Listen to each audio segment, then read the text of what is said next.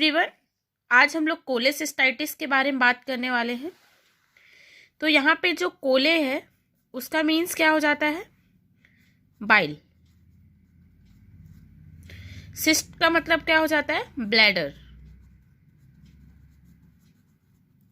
Itis, जहां कहीं पे भी आइटिस लगा होता है उसका मतलब क्या होता है? इन्फ्लामेशन।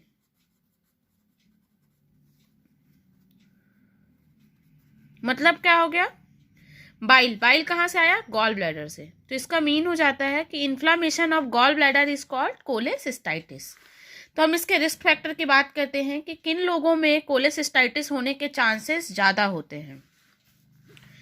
तो रिस्क फैक्टर, तो ऐसी वुमेन जो बर्थ कंट्रोल पिल लेती हो, बर्थ कंट्रोल पिल। दूसरा क्या है? प्रेगनेंसी। तीसरा हो गया आपका पॉजिटिव फैमिली हिस्ट्री।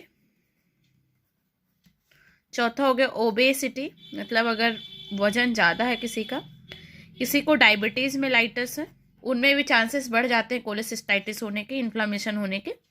और अगर किसी पर्सन में रैपिड वेट लॉस देखने को मिल रहा हो, वहाँ पे भी चांसेस इंक्रीज रहते हैं। अब हम कॉज की बात करते हैं कि ऐसे कौन से कॉज हैं जिसकी वजह से कोलेसिस्टाइटिस हो सकता है।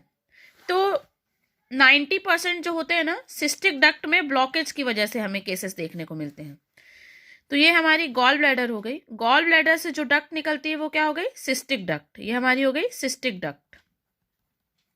तो अगर सिस्टिक डक्ट में ब्लॉकेज हो जाए, चाहे वो डक्ट के नैरो होने की वजह से, या थ्रोम्बस फॉर्म होने की वजह से, या स्टोन हो जाने की वजह से, या ट्यूमर ग्रोथ हो जाने की वजह से, कोई भी कारण हो सकता है ब्लॉकेज का। अगर ब्लॉकेज हो जाए तो उसकी वजह से भी कहीं ना कहीं हमें कोलेसिस्टाइटिस देखने को मिल सकता है।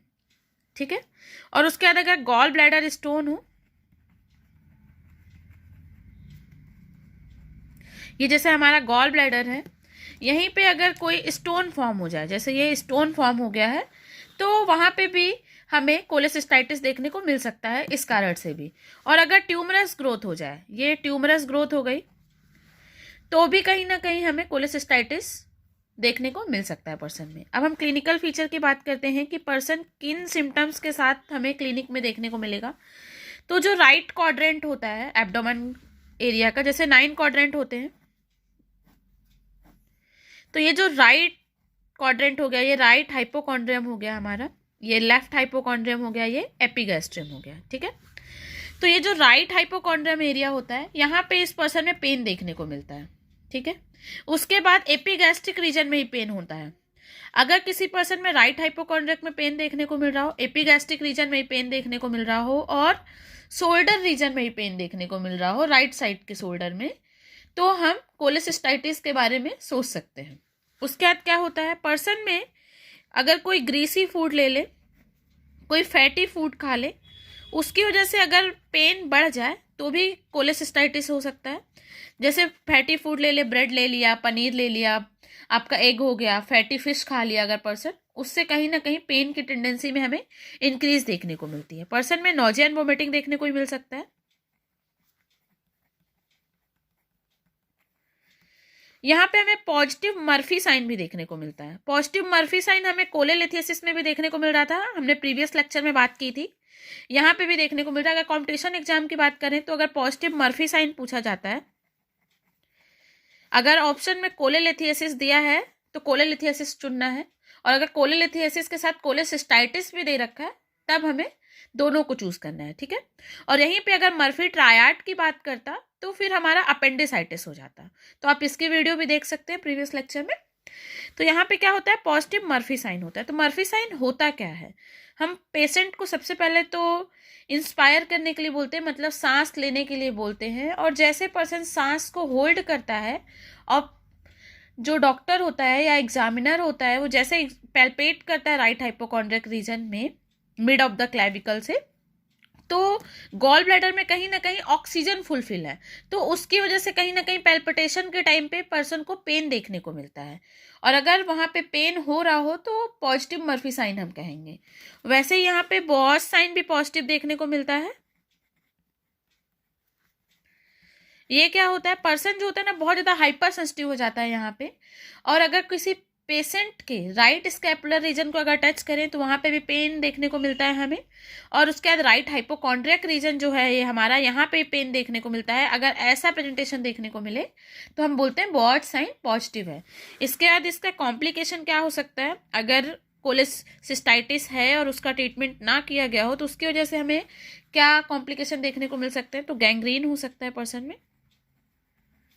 उसके बाद गॉल ब्लैडर का रप्चर हो सकता है। ये जो हमारा ब्लैडर है वो अगर रप्चर हो जाए तो वो भी इसका एक कॉम्प्लिकेशन हो गया। या फिर इम्पाइमा हो गया, मतलब क्या हो गया, कहीं ना कहीं पस का फॉर्मेशन हो जाए। अब हम इसके इन्वेस्टिगेशन की बात करते हैं कि हम कौन कौन से इन्वेस्टिगेशन कर सकते हैं। तो सबसे पहले तो यूएसजी करेंगे, सोनोग्राफी करेंगे, आप सिटी स्कैन करेंगे। यहाँ पे हिडा स्कैन होता है एक। हिडा स्कैन का फुल फॉर्म क्या हो जाता है, हिपैटिक इम्यून डाइएस्टिक एसिड स्कैन। यहाँ पे ये भी एक इम्पॉर्टेंट इन्वेस्टिगेशन हो जाता है। उसके बाद हम इसके ट्रीटमेंट की बात करते हैं कि पेशेंट को हम क्या ट्रीटमेंट देंगे। तो हम यहाँ पे मेनली तो एंटीबायोटिक्स देंगे, एनाल्जेसिक देंगे पेन को कम करने के लिए, एनाल्जेसिक देंगे। और अगर इन सारी चीज़ों से भी रिलीफ नहीं मिलता है तो फिर लास्ट ऑप्शन हमारे पास सर्जरी रहता है। तो सर्जरी में क्या करेंगे, कोलेसिस्टेक्टोमी करेंगे, मतलब कहीं ना कहीं गॉल ब्लैडर को निकाल देंगे हम।